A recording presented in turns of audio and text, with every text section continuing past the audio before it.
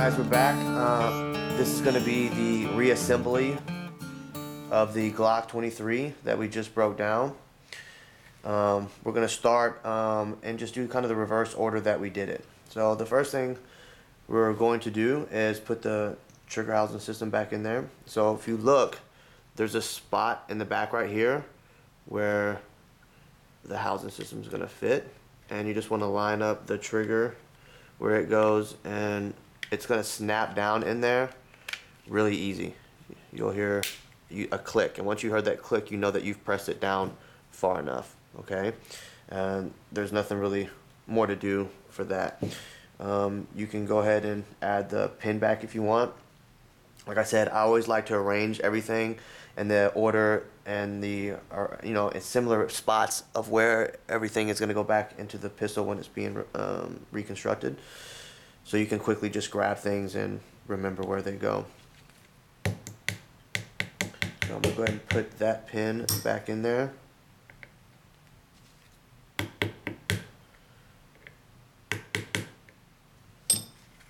Tap it a little further. I like it to be pretty even on each side. Alright, so the next thing that we're going to do is start assembling the lock block and the slide stop. The first thing we're going to do is put in the the lock block. You can see where it lines up with the housings for the different pins. So it's really easy to tell how this goes in there. A real quick way to remember is that the little wings right here at the top point in the direction that a round would be fired. Place this one in first before you do the slide stop, because when you place it in there, you can see right where this the slide stop is going to fit in, and you can get this little top of this wire right here to fit underneath it where it goes. So you're going to slide that right in there, and it's going to sit where it needs to go. This is going to be loose and is not going to stay in place until that trigger pin is placed back in there.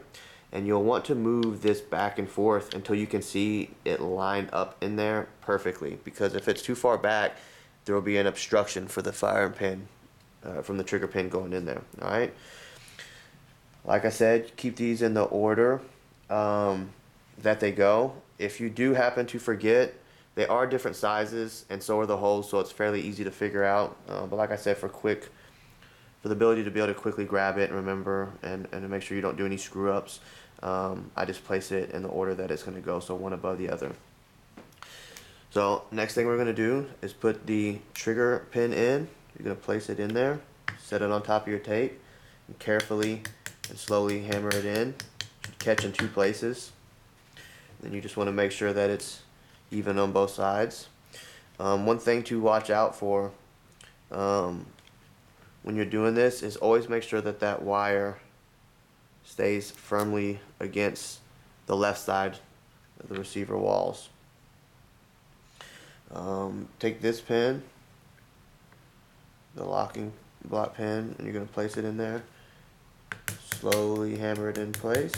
And then again, I like to check to see and make sure that wire, sometimes that wire will be pushed out by that pin sliding in. There might even be a different order of putting these pins in, so that doesn't happen. That's just the order I do it in, and as long as you check and make sure that wire is right there, everything should be fine. There shouldn't be any problems. Alright, so now that the receiver is done, we're going to move on to the next part. I'm going to go ahead and do the construction of the firing pin and the spacer sleeve. And we're going to do a trick that we used in the first video if you were watching. What you're going to do is you're going to take the firing pin and you're going to put it in the spacer sleeve.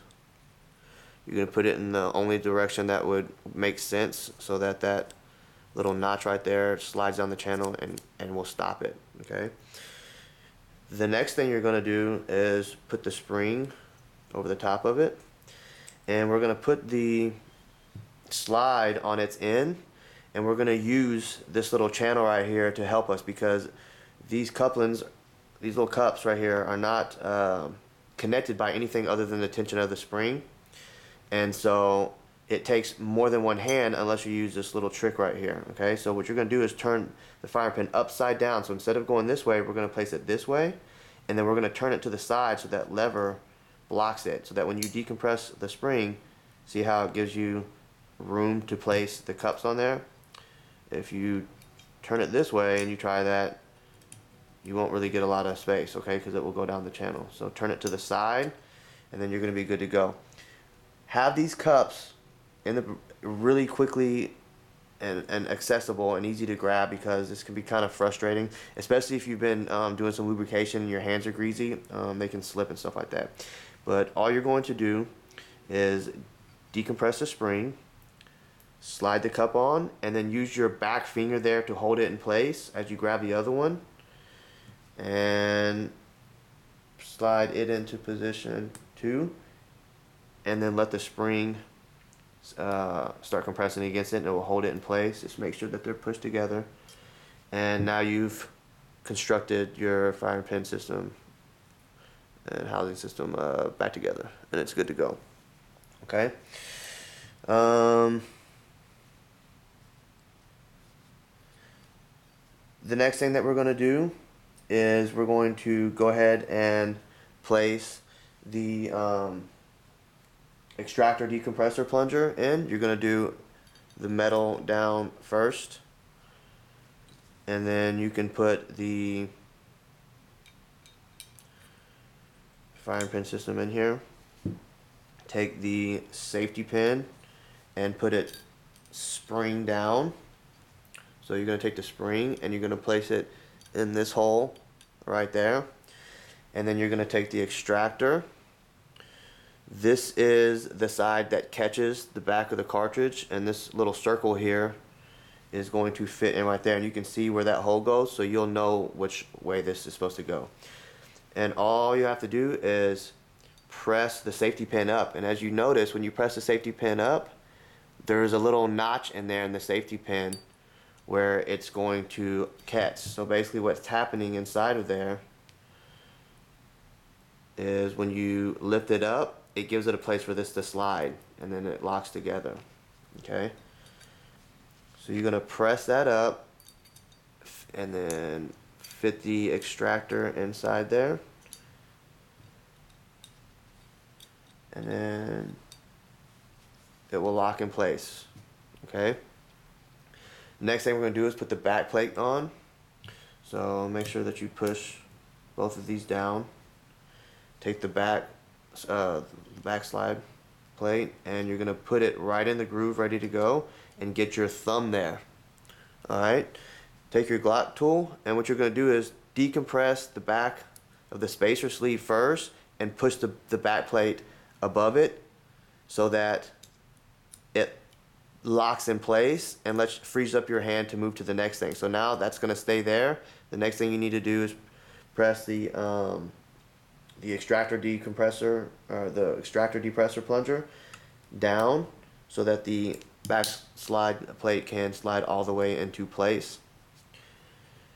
And now your slide is completely put together. One good check I like to do, especially if you have some aftermarket sights, like I have the True Glow night sights, I always make sure that my sight is tight, especially since I put this in my KPOS system right here.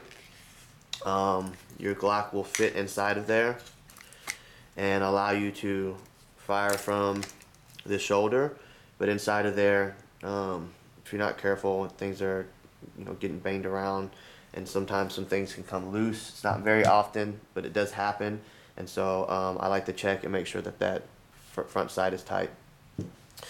The next step you're going to do is you're going to, if you can, lube the barrel.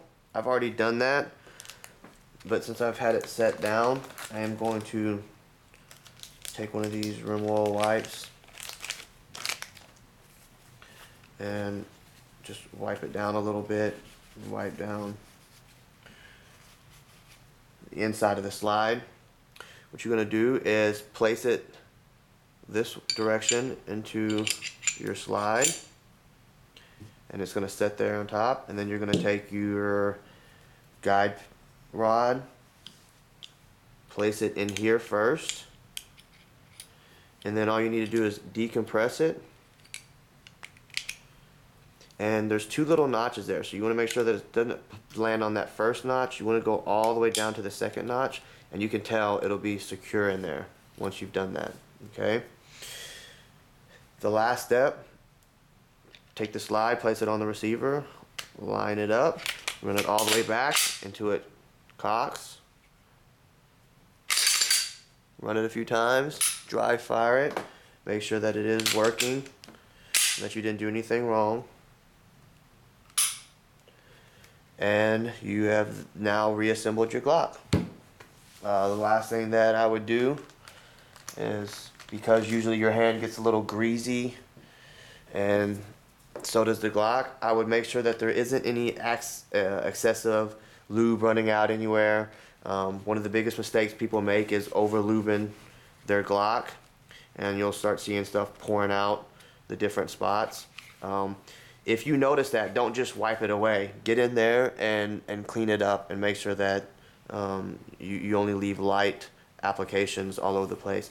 But for the the little residue all over the top of the gun from just like your fingerprints, go ahead and wipe that down, and you'll be good to go. Thanks.